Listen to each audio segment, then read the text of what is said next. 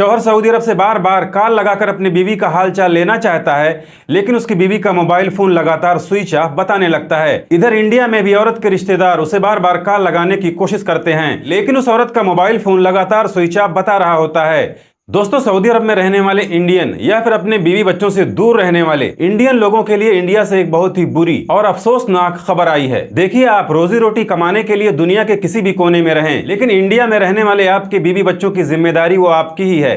उनकी सुरक्षा की जिम्मेदारी वो आपकी ही है। मैं आज की इस वीडियो में सऊदी अरब में रहने वाले आजमगढ़ के एक आदमी के बीवी बच्चों के साथ होने वाले एक बहुत ही अफसोसनाक वाकये के बारे में आपको बताने वाला हूं। और ये वाकया कोई पुराना नहीं बल्कि अभी 2 दिन पहले का है। लेकिन आज की इस वीडियो में आगे बढ़ने से पहले उन सभी गैर मुल्कियों को एक बड़ी खुशखबरी देना चाहता हूं। और यह खुशखबरी खासकर उन गैर मुल्कियों के लिए है जो सऊदी अरब के अंदर फंसे हुए हैं, अपने देश अपने मुल्क नहीं जा पा रहे हैं। चाहे उनका इकामा एक्सपायर हो, हुरूब लगा हो, कफील या कंपनी उन्हें छुट्टी नहीं दे रहे हों या खुरुज निहाई नहीं भेज रहे हों। वो चाहे इंडियन हो, पाकिस्तानी हो, बांग्लादेशी हो, नेपाली हो, फिलिपीनी हो, इंडोनेशी हो, श्रीलंकाई हो या कहीं के भी हों, वो लोग अगर सऊदी अरब के अंदर फंसे हुए हैं, अपने देश अपने मुल्क जाना चाहते हैं लेकिन नहीं जा पा रहे हैं, तो अब उन्हें परेशान होने की जरूरत नहीं है। वो लोग यहाँ स्क्रीन पर दिखाई दे रहे नंबर पर अभी के अभी कॉल करके बात कर सकते हैं, जहां से उन्हें उनके मुल्क की एम्बेसी या फिर तरहील के जरिए खुरुज निहाई लगवाकर यानी फाइनल एग्जिट लगवाकर कम से कम पैसे में 3 से 4 दिनों के अंदर बड़ी आसानी से उन्हें उनके देश उनके मुल्क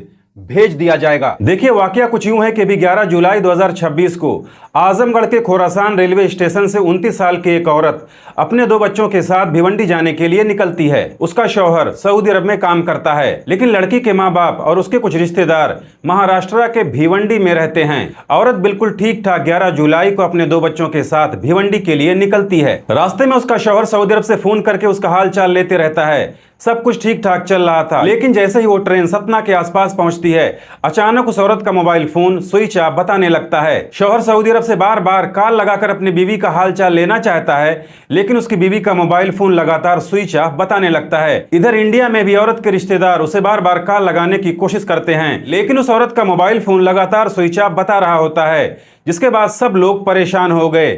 खैर, वो ट्रेन जब कल्याण स्टेशन पर पहुंची तो अपनी खाला को रिसीव करने के लिए इस औरत के बहन का लड़का आया हुआ था, लेकिन उसके होश तब उड़ गए जब उसने देखा कि उस ट्रेन से ना तो उसकी खाला और ना ही दोनों बच्चों का कोई अता पता है। वो लोग कहां लापता हो गए, किसी को कुछ भी नहीं मालूम। खैर, ये खबर मीडिया में चलाई गई और उन्हें ढूंढने के लिए लोगों से मदद मांगी गई। औरत के शौहर ने सऊदी अरब से ही अपने बच्चों के बारे में कोई भी जानकारी देने वाले को 1 लाख रुपए का इनाम भी घोषित कर दिया। 2-3 दिनों तक तो उनका कुछ भी अता पता नहीं चला, लेकिन फिर एक दिन सतना थाने से भिवंडी में रहने वाले उस औरत के बाप को एक फोन जाता है और उन्हें सतना थाने पर बुलाया जाता है। लड़की का बाप जब वहां पहुंचता है तो अपने बच्चों की हालत देखकर घबरा जाता है। खैर, लड़की का बाप उन्हें लेकर भिवंडी चला आता है, जिसके बाद जो कहानी सामने आई है उसे जानकर आपकी रूह कांप जाएगी, क्योंकि उस औरत के बहन के लड़के ने एक मीडिया वाले को इंटरव्यू देते हुए बताया कि वो लोग मिल तो गए हैं लेकिन उनकी हालत ठीक नहीं है। ट्रेन में उनके साथ लूट मार हुई है, उन्हें नशीली दवाएं देकर उन्हें मारा पीटा गया है, उनके सामान, उनके जेवर, उनके पैसों को लूटा गया है,